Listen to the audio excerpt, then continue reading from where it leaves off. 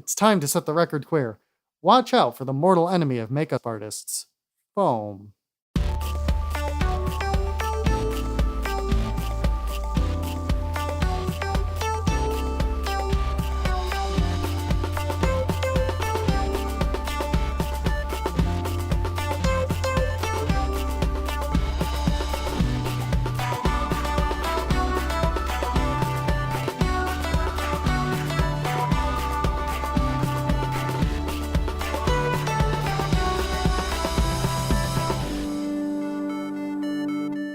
Welcome to Setting the Record Queer, a podcast where queer people talk about the pursuits and communities they love. This is episode 17, and it's about special effects makeup artistry. My name is Alexis, my pronouns are it, its, and she, her, and I'm two of your hosts. I'm your other host. My name's Kaylee, and my pronouns are she, her. So the subject matter of this episode is special effects makeup artistry. You may be most familiar with this, particularly in the realm of like movie monsters and gore and stuff like that. So that kind of stuff is going to come up over the course of this episode. So if you're squeamish to gore, be careful while listening. And do note especially that the pictures we're going to be discussing in the show notes are, at least a few of them are pretty gory. So take precautions, keep yourself safe, and have a good time listening. So, Alexis, something exciting between this episode and our last episode, which it's actually only been a week between recordings because we recorded the last one super late. And we're recording this one pretty early, relatively speaking anyway. But between that, last episode, we mentioned that we were really close to hitting our Patreon goal, and between now and then, we did it. I am still absolutely blown away. The fact that we're getting over $100 a month to do this podcast is just incredible to me. And what this means is we can now afford an editor, which is awesome. My dear friend, Thrill Me Music, is going to be taking over the editing and production of this podcast, not for this episode, just because of logistical reasons, but starting with the next one, we can spend more time making content and less time hating Audacity.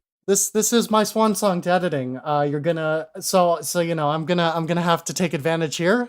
There's gonna be an explosion sound effect after I say this, and there's gonna be a crowd cheering after this, and there's gonna be geese honking after this.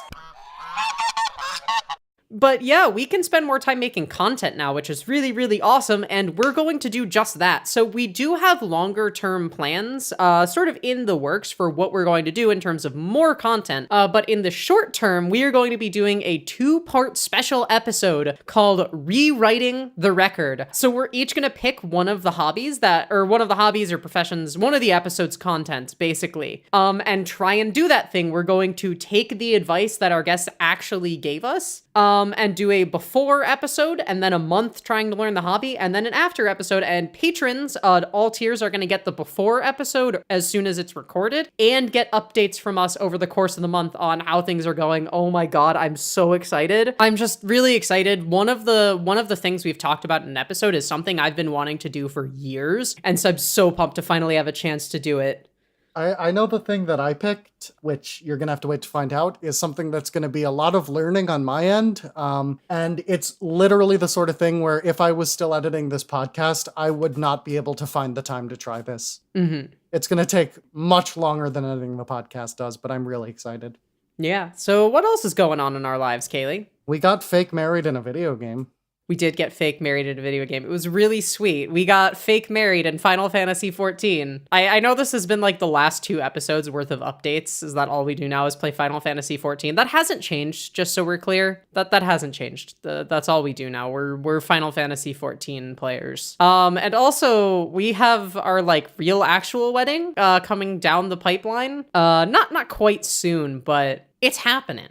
I mean, we have a venue booked now. That's exciting. We booked a venue. We sent out invitations. I'm so excited. I kind of like that girl, so.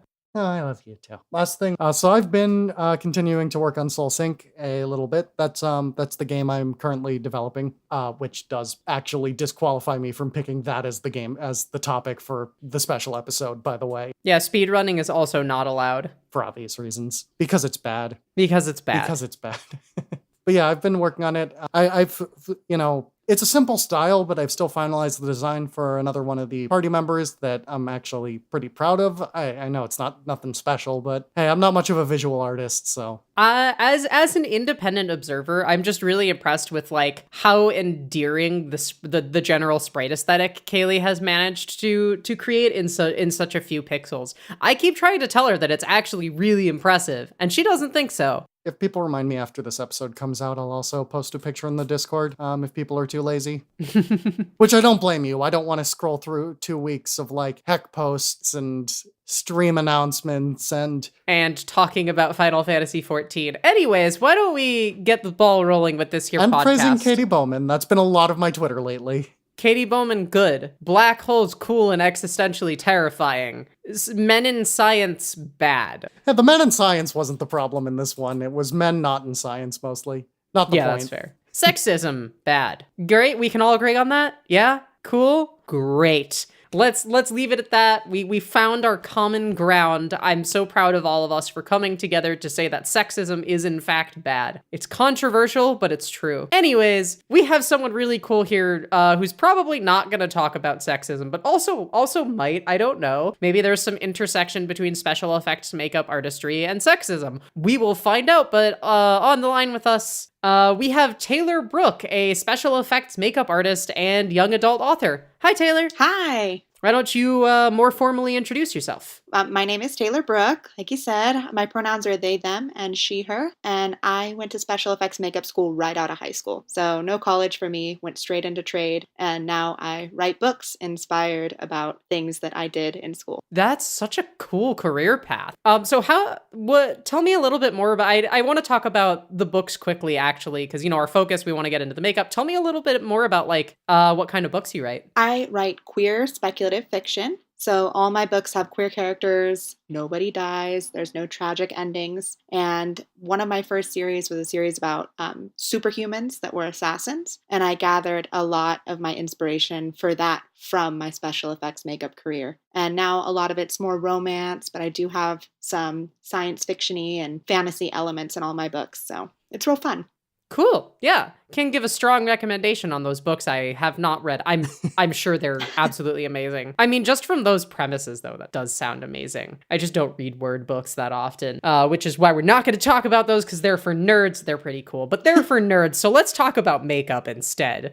So you said you went like straight into trade school right out of high school. What led you to that path? I am not built for the typical college experience, I think. I just didn't like school. I was expelled from high school twice. I went to a Catholic high school, so I mean, that's to be expected. But when it came to going to college, I couldn't keep up with it. I didn't have the money for it. So I wanted to do something fun and engaging with my life, and makeup was there. So I just took a risk. So, how did you get interested in special effects makeup in the first place? I first started in beauty. So I was doing runway and lots of different print jobs in Los Angeles. And I actually got turned off by how rigid the gender norms were and how stereotypical things were. I called it. Yeah. So I couldn't stand it. I couldn't stand the hatred in the industry and how there were so many gates put up by gatekeepers. So I wanted to do something that was more inclusive, that was more fun and would creatively inspire me. And that's why I turned to special effects makeup. It checked all my boxes. Cool. That's just like, I don't know. This is one of those topics. Kaylee and I were talking about this as we were getting ready to record. This is one of those topics that we would never even have thought to want because it's so specific, but like, I'm so excited to be talking about it. Yeah, so you're one of the guests we got on the podcast through a Twitter post that Alexis posted a few months ago that was basically like, hey, who wants to be on the podcast? We got a cool podcast. Who wants to be on it? And everyone did, as it turns out. We got a lot of guests we've booked from there and ones we plan to book in the future. Our list went up to like literally over 60 future guests just from that post going kind of viral. But one of those such cool people is in front of us. When we saw that one though, we were like, oh my gosh, that is the coolest thing I've ever heard. Yeah, I think we were at Walmart that night, just like I needed pills. Yeah. And we were just like walking through Walmart and I was messaging Taylor. I was like, Kaylee, I'm so excited for this. I can't wait to do this in like 2 months. But why don't you tell us a little bit about the makeup projects you've done?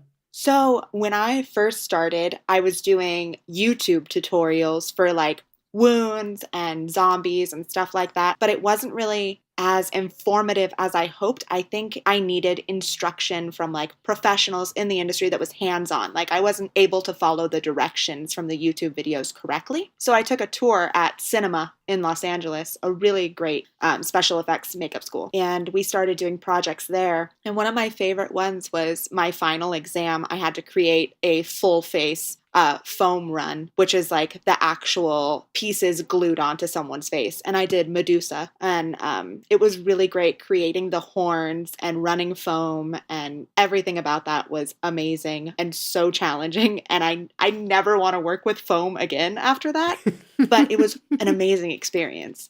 So, what other kinds of things? So you have this so you do foam runs. What other kinds of things do special effects makeup artists do? My specialty is in latex work. So I do lots of gore. I do lots of zombies, third degree burns, scrapes and cuts, someone who's gotten into a car wreck, something like that. I'm supposed to model that type of injury. And it's really challenging, but also really fun because you can mess it up and still work with your mistakes. So even if you screw up your makeup, you can run with it and turn it into something really cool. Wounds are super complicated, but easy. So it makes it fun. You can work with it easily. So what's specifically challenging about special effects makeup?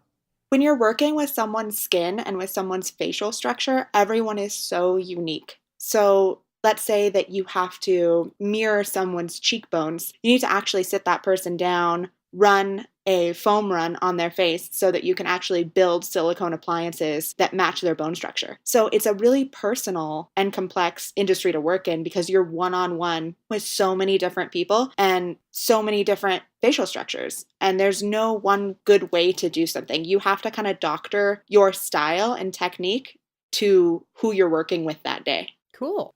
So you said you had a background in basically in just like beauty makeup. What do those two fields, I mean, they seem like polar opposites. What do those two fields have in common? What techniques did you bring over from beauty makeup into special effects? So believe it or not, there's a ton of overlap. So when you're doing color theory, trying to figure out how blood would age or what someone would look like if they were sick or like the color of veins under someone's skin, you're going to use color theory that you learned with doing beauty makeup and print makeup and use those same skills with special effects, and especially skincare too. I learned a lot about skincare and it helped prevent injuries, which is something that does happen in special effects a lot. Prevent injuries while you're faking injuries, Yeah. A truly noble cause. It's kind of strange to me how the older generation of special effects makeup artists, which is funny, we're going to talk about sexism, but the last generation of makeup artists, the older generation who kind of started it, didn't have access to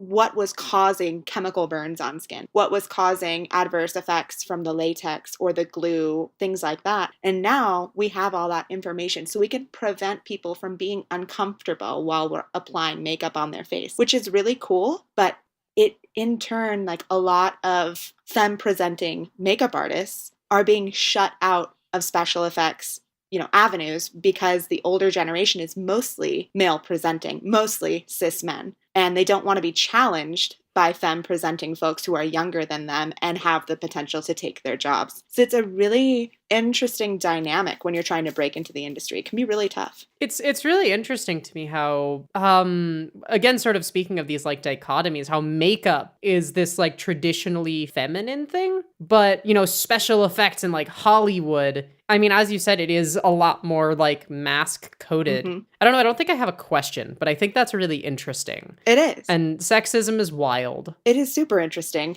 Sexism bad. Official stance of setting the record queer.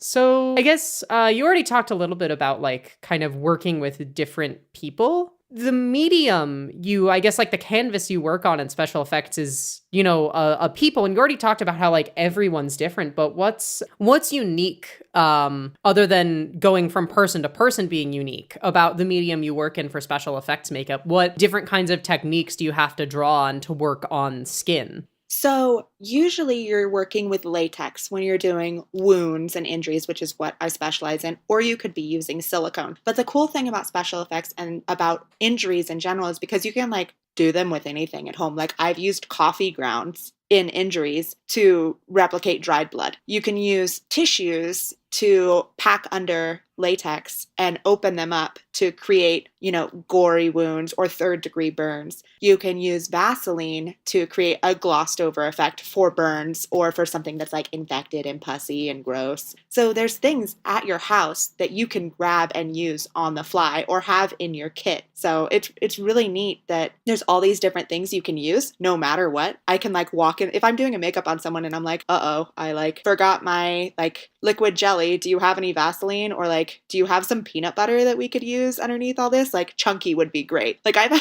I've had clients be like, you want some of my peanut butter? And I'm like, yep, I'm going to put it right on your face with the silicone. And, it works. It works really well. So I think that's like something that's really unique and colorful about the industry is like, you can do anything. You can use anything as long as someone's not allergic and as long as it's not harmful to their skin. So what sort of community is there for special effects makeup?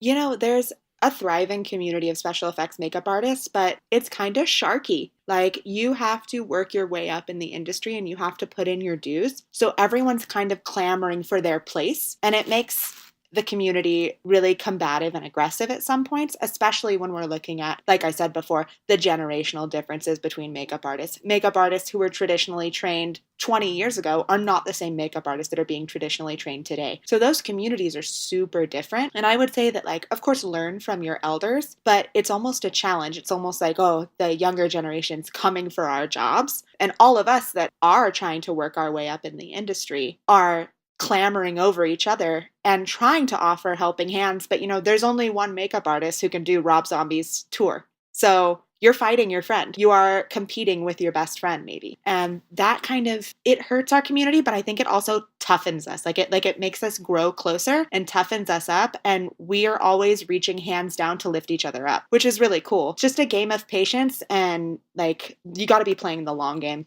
for sure. That's really interesting. I don't think we've had an answer like that before. Yeah, no. So how does being queer affect your interactions with the community? Is there like a kind of queer sub-community, or are there additional challenges? So the cool thing about being in cosmetics and in makeup artistry is it's been queer dominated for such a long time. So we've kind of got our little corner there. And I would say it's one of the safest communities to be in as a queer person. It's very accepting. I don't think anyone has ever treated me differently. I think that I've made more friends in the cosmetics industry as a queer person than I have with other queer people, than I have in any other industry besides publishing, because being a queer author is so niche that we all kind of have to clamor together for events. But it's very much the same thing in makeup too. Lots of queer people, lots of acceptance, no identity policing. I feel like probably in special effects, it's more determined by your skill than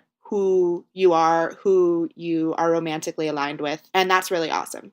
That's really cool. Yeah. So I guess one question then from that, I guess not specifically on this podcast, but I feel like I see a lot, when it's like, oh, it's about your skill, except then certain people don't get access to the training and stuff necessary to build that skill. So is that scenario good or bad in the makeup sphere? Does being queer or being a woman give you obstacles to getting training? I see, and that's the thing, is I don't think it gives you obstacles to getting training, because the new schools that are popping up, like cinema, are so incredibly inclusive. It's getting jobs after that, which is great, because cinema has reached out to me and been like, hey, we can set you up with an internship. Like, these schools are looking after their new generation of artists. It's just getting those artists into studios with the older generation. And it's not that this older generation is penalizing people because they're femme-aligned or because they're queer, but they're penalizing them and keeping them out of fear and out of judgment of the new generation. I don't think it's anything about identity, which is strange, right? Because usually it is about marginalized folks not really having the opportunity. And as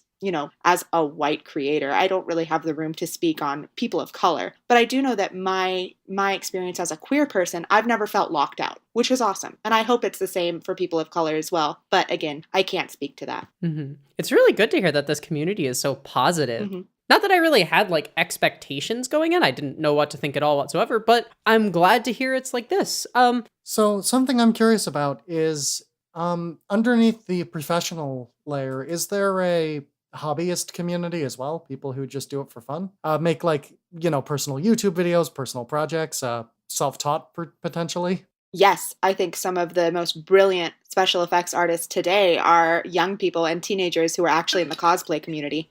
They are doing some amazing work, and they're the reason that the industry is changing the way that it is. The reason that schools are now offering cosplay classes. I would have never dreamed of that. 10 years ago, I would have been like, oh my God, what do you mean a cosplay class at a special effects college? That's crazy. But it's not. It's happening. And that's because of this new YouTube-driven, self-taught, innovative generation. And it's amazing. I absolutely love these young people that are bringing this to the table. And they're changing the game, for sure. Have you done any of that yourself, out of curiosity? I have not. Like, my hobby when it comes to special effects is like around Halloween or doing things for my friends. If someone did need like elf ears or horns for cosplay, I could definitely do that. I guess, actually I have. I cosplayed as a Wampa from Star Wars, and I did some frostbite and snow, and I made myself some horns, and that was really cool. But nothing to the level of what some of these people are doing out in the convention and cosplay community. But it's pretty awesome. I mean, my hobbies more are like, will you turn me blue for Halloween? Or I want to be a zombie. And I'm like, sit down, let's do this. So Cool. So does your community get together for any like events? Is there any like big, everyone do XYZ makeup this month sort of dealy? Or is there anything that brings the community together in that sort of way? I guess maybe Halloween, since you mentioned it. Oh yeah, Halloween is a big one. And usually, like, I would say some special effects makeup artists like dip. They leave town because they don't want to be put in the position where they've got to do 100 makeups for their friends. But there's also the haunts. There's conventions where makeup artists get together to work with the cosplay community. I would say that on YouTube, there's probably 30-day challenges that are going on right now with special effects makeup artists. So that definitely happens. Are there any channels you'd point to specifically where people can find these sort of group events? So I haven't been watching special effects YouTube in years just because I've been working on writing. But I would say if you're looking for special effects communities to get to know, try forums online where you find special effects makeup artists. Facebook groups are really great. And I would reach out to schools. So if you are looking into going to a school, look up cinema, try and find their group on Facebook. Check out what they're doing. Follow along with how the artists are growing. It's cheesy, but even shows like Face Off, which was a special effects makeup artist show going on for quite a while, and Cinema actually is the school that hosted it. I would follow that show, follow what the artists are doing, go to conventions if you can. The International Makeup Artist Trade Show is great. So is Monster Palooza. There's meetups there. There's people there that want to connect with you. So yeah, just go for it. Go all in. So how would you recommend someone get started, either as a hobbyist or professionally? If you want to be a hobbyist, I would definitely turn to YouTube like we were just talking about. Definitely go to some conventions, look at the cosplay makeups, go to the cosplay competitions at conventions if you have the means to. Check out what they're doing, ask them who their artist is. If they're their own artist, ask if you can connect with them. They'll probably point you to a Twitter or a group that you can follow. Another thing would be to tour schools. Look in your area and see if there's a special effects makeup artist school, or try and save up and get to LA because that's where it's really happening. Los Angeles is Mecca for makeup artists. So get down there, see what you can do. A lot of these schools have payment plans, and a lot of them are pretty affordable. They also have scholarship programs. So for anyone who is looking for grants or scholarships, definitely reach out to those schools and ask, because I'm sure there's some programs. Are there any like specific techniques that you wish you had known when you were getting started, or even like good ideas for starter projects that you might recommend? Oh my gosh, yes. So like I was talking about the coffee grounds earlier, and that's one I would definitely recommend, is try and use coffee grounds with liquid latex to create wounds. And that tissue trick as well. There's tons of videos on it on YouTube, but it's a really easy, simple beginner's way to create a wound. You just slap the latex on with some tissue, and then you kind of rip it apart to create a wound, and then you start painting. You paint on the blood and color and try and mix your mediums and see where you're landing with your color theory and match it to actual gore that you're finding online. That's kind of the toughest part for people, is like looking up car accidents. It's not something you want to do all the time, but when you're researching for for a wound, you're going to have to maybe look that stuff up. Also, another good way to do it is to find shows where you've been like, oh my God, that looks really, really real. And pause on that frame on your TV and look at it for a good long while you're applying on your own arm and see if you can replicate what the artist did in that show that you admire so much. Cool. That was a lot of good recommendations. Thank you. And finally, what's coming up for you? Do you have any projects or plans down the pipeline for special effects makeup? So my next special effects makeup gig will definitely be around Halloween, because right now I'm super swamped with book stuff. But I do have convention season coming up this fall, and I always want to cosplay. So I might do another cosplay. I'm thinking of doing something with the Avengers, or I might even do a Walking Dead cosplay, because zombies are my jam. So we'll see. But yeah, sometime this fall and definitely Halloween will be some big stuff for me. Okay, well, with that, it's time to move into our performance showcase. Now, just to reiterate, we're going to be getting into some detail here. So if you stuck with us and you're not comfortable with this stuff, thank you so much. In the pause right here, in the go check the show notes. We'll put a timestamp to after the performance showcase ends. So you can skip to that timestamp if you don't want to hear about this. These links to these pictures that we're going to be discussing will also be in the show notes. Same deal. If you're okay with hearing about them but not looking, that's valid too. Just look with your own risk, I guess. Mm-hmm. So our first picture has a person with almost like claw marks gashed out of their face. Looks like a bullet hole in the chest with blood dripping out. There seems to be some sort of wound somewhere on the shoulder, bleeding down. And then there's a cut across their mouth, and their entire face and hair is bloodied. It's a zombie. That's what's going on here. It's a zombie. Yeah, mouth covered in blood, because they be chomping. So yeah, why don't you walk us through all of the like different parts of this and the techniques you were using to create this makeup? So this whole makeup is done with the technique I described before, which was it's all latex, which is really cool because it was one of my projects in school, and I wanted to use one medium. I wanted to just go at it with one technique and see if I could replicate everything the way I wanted to, and it worked out. So what's so special about latex? What makes it really good for wounds, and how do you use it? So liquid latex is really good for wounds because it's so malleable. It can do anything. It comes out, it's really sheer and liquidy, and you can build it. So think of it like a painting. When you're using like oil paints versus watercolor, with watercolor, you can really build a color up through different layers. And that's the same way with latex. You can start something really sheer and soft and then keep building until you get a wound of the correct size. And it's also easy to take away latex and create like this really gnarly bite mark, like the bite mark that's on her shoulder is a good example of that. And then the bullet hole in her chest is another example of that, where I took latex and I had to layer it over tissue and then open it up with a small like silver tool. You can use like eyebrow tweezers and it works the same way. And you pick at it until you get the desired depth. And then you put a little more latex on the inside of it with some blood and coloring and paint, and you start to get that fleshy wound that looks really gross, and you can drip some blood out of it, just like what's going on in her chest. And it looks the same as something that you would see in a movie. So it's a really easy, high quality product to use when you're trying to create something realistic. It's also really easy to match someone's skin tone to latex. It's really easy to paint it, which is great. So that's how I did that. I also stuck some fingernails in the latex, so it looked like someone scratched her and lost their fingernail. And it's easy to stick stuff like that in there. You can even stick you can make fake stitches. You could stick like fake plastic to look like glass, and the latex will hold it perfectly in place. So yeah, it's just a really, really great tool. Cool. One more sidebar question. Do you have recommended brands for people looking to get stuff to get started in this? So honestly, Makeup Forever is really great if you're looking for like coloration stuff. If you're looking for palettes to use for color. For liquid latex, I just use whatever brand I have on hand. Usually they're all pretty good. It's a really cheap, easy material. You just get something, if you're just starting out, just get something affordable and go from there. For silicone appliances, that's something that you would make yourself. So it's really just, it depends on preference. And there's so many new brands out right now, but I would say a starting point would be Makeup Forever. Cool. All right. Back to the zombie then. If there's anything else you want to cover on what techniques you used and stuff here. Oh, yeah. So another thing that's good to talk about, because we talked a lot about latex, but I just mentioned coloration and palettes.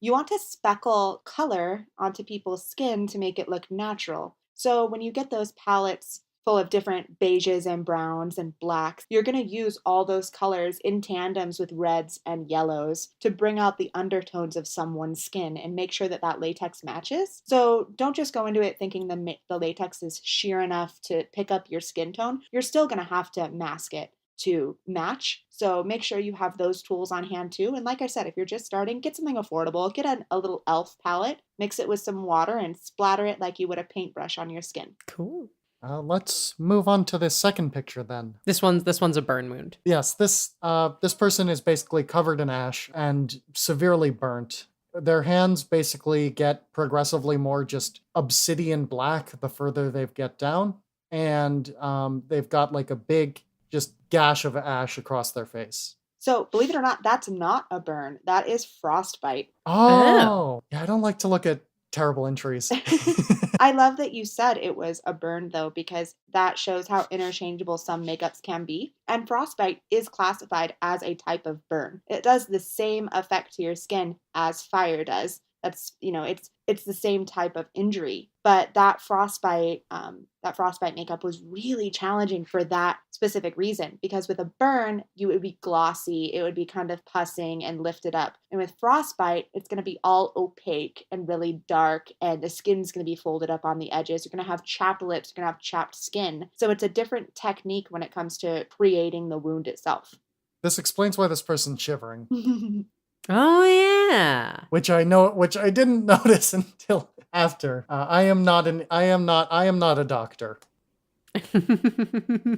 Yeah, so why don't you tell us about like the techniques that went into making this look? So that one was also done with liquid latex. And what I did is I packed some fibrous tissue. So think like a paper towel instead of like a Kleenex. I used a paper towel and I folded up the edges where her fingers are peeling and where her face is peeling. And it makes it so it's a rigid edge. So it doesn't lay down. It doesn't look as natural as a burn does. It looks like the skin has hardened. And that's what you want to do. You want to make sure that you're using enough latex and enough of that callus material underneath the latex to make it stand up straight, make it really rigid and jagged, and that's going to give you the intended effect. Also, I used liquid latex on her lips, and I just used a little bit of alcohol because alcohol burns latex. That's how you would take it off. You don't want to pull on someone's sensitive skin. So latex around the eyes, latex on the nose or on the lips. You want to use alcohol to kind of burn those holes into it and make it look like a chapped effect. So I think we talked about this a little. Where do you do your research on, how to do this accurately? So when I first I'll start over. So when I first was starting out, there is a museum in Los Angeles called the Museum of Death, and it's extremely gory. I wonder what they have there. They make you look at a photo before you walk in because they've had people faint in the museum. It's extremely gory. It's about serial killers and death and rigor mortis and what happens to the body. They have like a wall of unidentified deaths in Polaroid pictures, and it's extremely graphic, but it was incredible. It was an incredible learning experience for me to look at what happens during rigor mortis, to look at these photos of undocumented deaths and people who are unidentifiable and what happened to them and how their body reacted. That's another thing that you have to think about as a makeup artist, is how the body reacts to certain traumas. So there's all these pictures of rigor mortis and how the body changes, what happens to people when certain traumas are inflicted, like if a person's hit on the back of the head, their body kind of scrunches up in this really weird manner, and it's really jarring for people to see it because no one really gets the chance to see it all that much anymore. And those reactions are things we can replicate in our makeups and give to our actors or our models this information and tell them, hey, this is something you can show us on screen or on print to get my makeup to work out the way I need it to. And it really helps. Okay, well, go to the Museum of Death. You heard it here first. So let's talk about, this one's my favorite of the 4. This looks like a gargoyle. This is like a demon or a gargoyle or something. This person has basically, all their skin is stone. They've got these little red horns poking out from on top of their, like right above their eyes. And then above that, they have like big black horns, like from Big coming out horns. from the forehead almost. I gestured where they were as if this was a visual medium. But I think you get the idea. You can look at the picture. This is not gory, so if you're avoiding the pictures, you can check this one out. So I have no idea what's going on here. Why don't you give us the rundown on what this is? So that is my Medusa. That is a project I did, and I absolutely loved it. It was actually a test run where that picture is from, and that is my mom wearing the makeup. But I created that specifically for a client, and I absolutely loved doing it. But I wanted a different take on Medusa. So I wanted Medusa turned to stone as this gargoyle-like creature with her horns as snakes. So those horns carved into there are all small snakes. And that was a lot of work, but it turned out really amazing. And I actually did like different colors for the actual final project. And what I did for her skin tone to make her kind of stony like that was thinning out my airbrush color, adding more alcohol, thinning it out, making sure it would crack as it dried. So that's how I got that effect there. But running that foam piece, I think I talked about it earlier in the episode, was so trying and so hard and difficult, but it turned out really amazing. My mom was freaking out in that makeup though, because she couldn't breathe through her nose. So that's another thing to talk about is like how models go about wearing these giant makeups. Like a lot of the time you cannot breathe through your nose, and it's such an unnatural feeling. It feels like you're suffocating. So it takes a lot of self-control and patience with yourself to be able to get through it. And taking off the makeup, you have to just use Q-tips and just a tiny bit of alcohol and kind of peel it off the skin. It can take upwards of 2 to 4 hours to get a makeup on, and then 2 to 4 hours to get a makeup off. So Neat. You got to really appreciate your model sitting for you that whole time. Cool. Yeah, this one is wild. It's really cool. It was really fun. I really, really loved doing it. Those foam pieces and being able to use clay before to sculpt out your facial piece is really awesome and artistic and creatively challenging. And it's just something I recommend every aspiring special effects makeup artist to do is try foam once. It's really complicated and really complex. So try it at a school if you can. Even if you can get a day trip to a school to look in on a class, some schools allow that. You can see what goes into foam runs and how complicated and how much chemistry and math goes into it, how many different levels there are to different chemicals when you're running foam to get the foam the perfect consistency. It's all really tough and it takes a lot of practice and skill. Cool. Yeah, this one is, I think I might have already said this, but this one is definitely this one is incredibly cool. This is definitely my favorite of the 4. All right, so this last one, this is probably the most graphic of the 4, so that timestamp still works if you want to get out now. This 4th one is a 3rd degree burn. It looks like it is very, very detailed. It's on someone's arm. It's like charred at the edges. There's like that. I don't have the words for these things, but there's like that bit of like burned pink flesh and then red on the outside, like the red, bumpy burn marks. Yeah, I don't even know how to describe this. It sure looks like a really bad burn.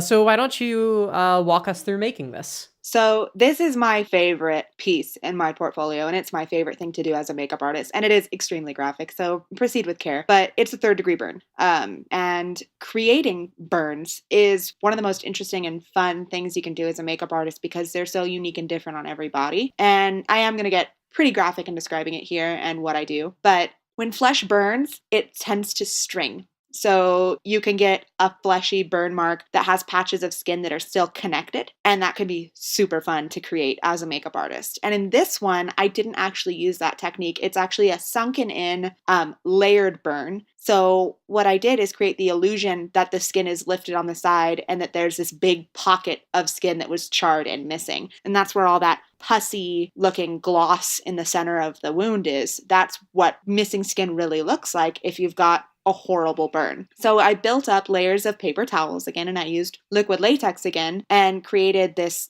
really gnarly, jagged, lifted skin look with that liquid latex. So if you actually were to touch this wound, you would be able to lift up edges of it and still get a look at that glossed inside, which is pretty cool. I love it. But you want to dab Vaseline on the inside of your wounds when you're creating burns to make sure that they're nice and glossy and gross. And you can color that Vaseline with yellows or greens or pinks to make them look more natural or like they're infected, which is another thing that happens sometimes. When you're creating the charred edges, you want to use purples and blacks and reds a lot of the time, and you want to speckle those with darker browns so that they fade out to where it looks like the skin is dying the closer it gets to the arm. So it's dead on the outside and all charred and gross, and then it's continuously dying towards those layers of skin on the outside of the burn. Cool. Gross and cool. I mean, again, I'm not a doctor, but if you put like this next to a picture of an actual third-degree burn, I don't know if I'd know which one was real. I probably wouldn't. Thank you. I love that. All right. I guess unless you have any final thoughts, let's move on to our listener questions. Just that these look really cool, and if you're the type that if you're the type that can handle these things, you should definitely check the show notes. Mm-hmm. All right. Yeah, let's move on to our listener questions then. So we're free of the super gross zone TM. That's an official segment on our podcast now, the super gross zone TM. Let's do some questions from our listeners. So for every episode of the podcast, we take questions from our listeners, from people like you, to ask to our guests and to us. So we got a whole bunch of questions from two of our listeners. So first, let's start with a question from Kachek47 on Twitter. Who asks, what's the most technically difficult thing you've been able to pull off in your work? The most technically difficult thing that I have probably done in my career as a makeup artist is silicone. So working with silicone appliances is new and innovative, and it's really, really hard. I'm trying to think of that one movie where they did it all. It's Brad Pitt's in it. It's where he ages backwards. What's the name of that movie? Benjamin Button? That is it. So the entire makeup artist team that worked on that used silicone appliances for his makeup, and that's why it looks so real. Another silicone appliance was Angelina Jolie's cheekbones in Maleficent. They look so real. I also had to do some exaggerated facial features with silicone makeup a few years back, and I did a chin and some cheekbones and ears for a private client. That's why I don't have images of it, but it was really hard. Silicone can fall apart easily. It can be hard to attach, but when you use it, and if you use it correctly, and if you have the right tools, then it can make something really believable and really beautiful. I'm sorry, but the only thing I could think of when you said that the makeup made Angelina Jolie's cheekbones look really real was they tricked the audience into thinking she has cheekbones. Uncovering the real truths here on Setting the Record Queer. Has cheekbones, setting the record queer celebrity gossip.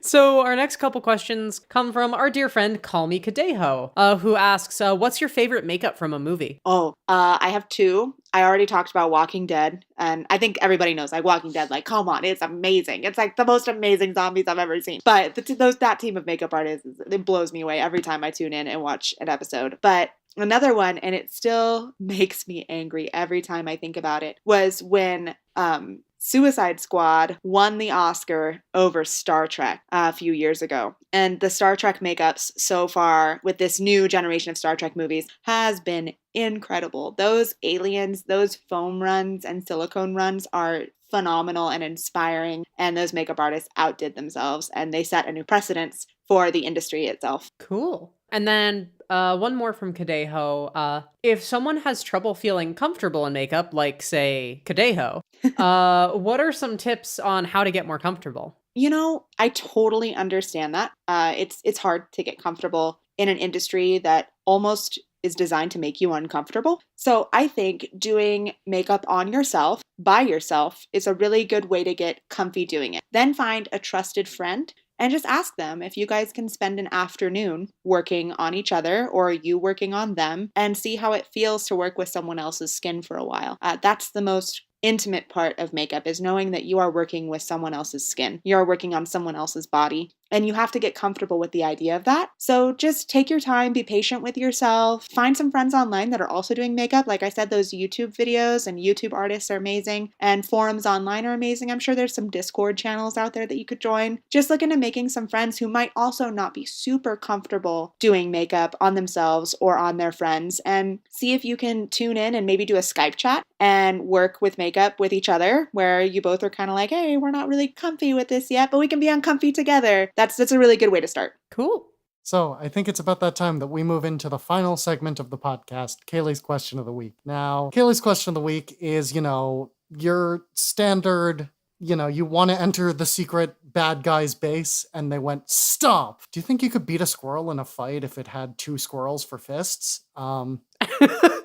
Wait. Do the fist squirrels also have 2 squirrels for fists? I don't know. Are you calling me the guards person at the evil base?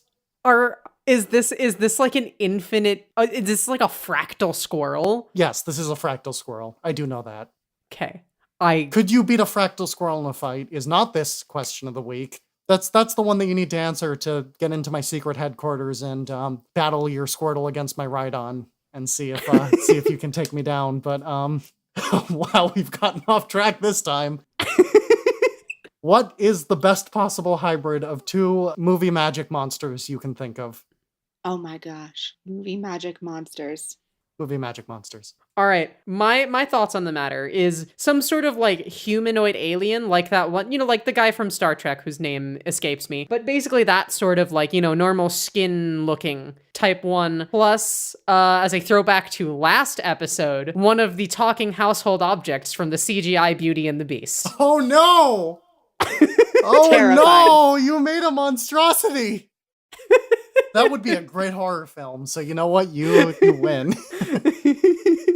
I would say for me, it would be a xenomorph from Alien and one of the werewolves from Underworld. I think those 2 would create a very terrifying creature. I want a like really bad, before they really knew what they were doing, from a movie like Robot, that's just like some guy painted silver. Splash with like a really new, like, almost Lovecraftian sea horror that requires like the most ridiculous, CG and special effects makeup to create in like some $100 million movie. I think movies cost more Yeah, than I think that. movies cost more than that. But I want to see like the hybrid of this like terrible guy in a cardboard box painted silver and this like ridiculous, like terrifying fish monster. Ridiculous, terrifying fish monster in a silver cardboard box. Send tweet. That's actually probably about what it would be. Okay, now for the fractal squirrel question. Yes or no? No, I'm afraid. I would make friends with the squirrel with squirrel fists, I think.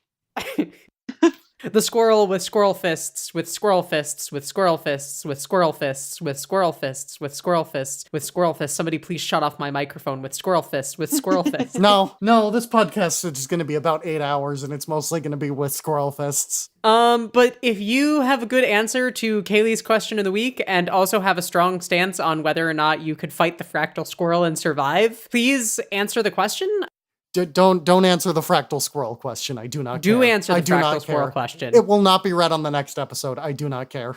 Feel free to send us your answers to us on Twitter at STRQueercast, via email, settingtherecordqueer@gmail.com, or in our community Discord at bit.ly/STRQcard. We like to feature our favorite Kaylee's question of the week answer from the last episode at the end of every episode of the podcast. So please get those answers in. We want to hear about your cool movie monsters and fractal squirrel fighting adventures. But with that, I think we're about ready to wrap this whole show up. This has been quite a ride, both in terms of the content and in terms of technology trying to stop us once again. Yeah, we had some bad technical issues. Yeah, cool. Well, Taylor, thank you so much for coming on. This has been a fascinating episode. This has been super well worth the wait because like we said, this was one of the ones from the big influx of potential guests, and we've been waiting a while. Oh, yeah. And this was super worth it. I've been excited for this one, and it definitely paid off. Thank you so much for having me. It was really great to kind of go back and take a look at where I started when I was younger and how it still followed me, because makeup is still a huge part of my life and I love it so much and I want more people to get into it. And I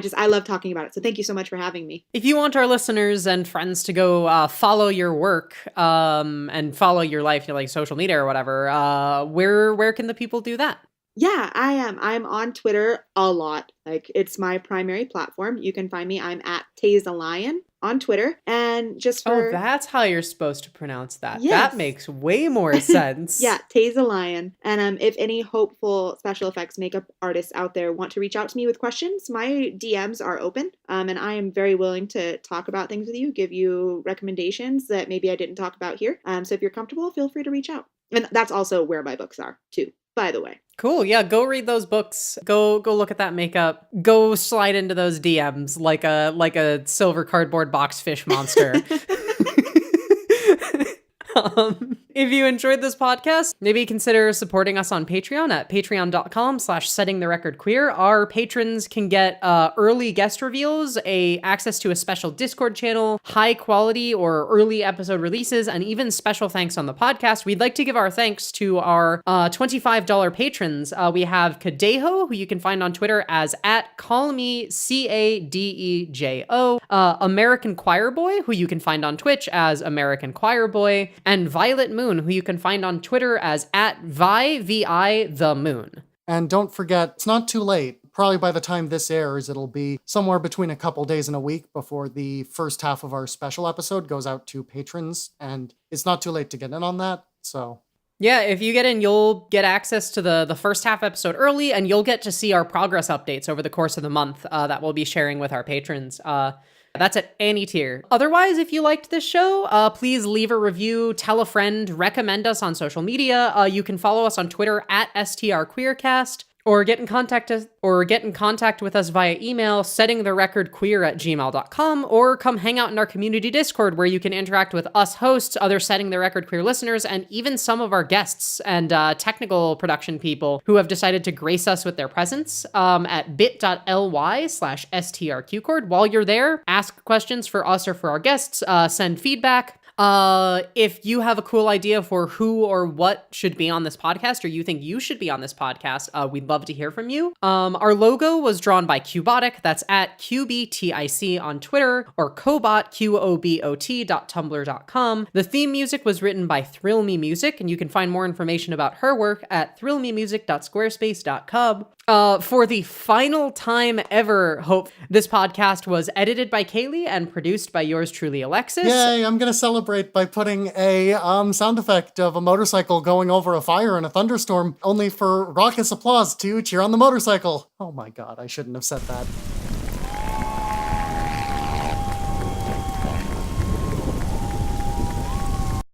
Kaylee, well, you're not busy becoming a sound designer, apparently. Where can our listeners find you? No, don't worry about that. It'll be bad. I didn't say I'd do it well. This is why we're hiring someone else to do this stuff.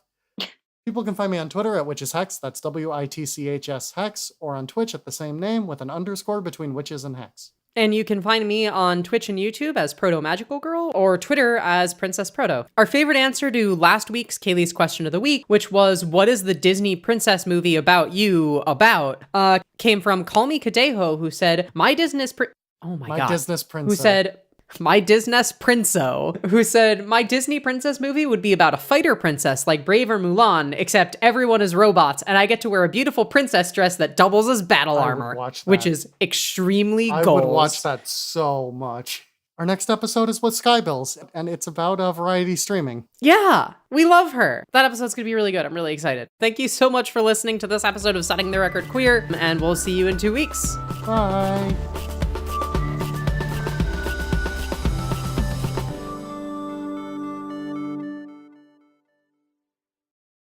I like that. Can I try to do it in an old-timey radio announcer? Watch out, the mortal enemy of the special effect makeup artist is terrorizing the city. Foam!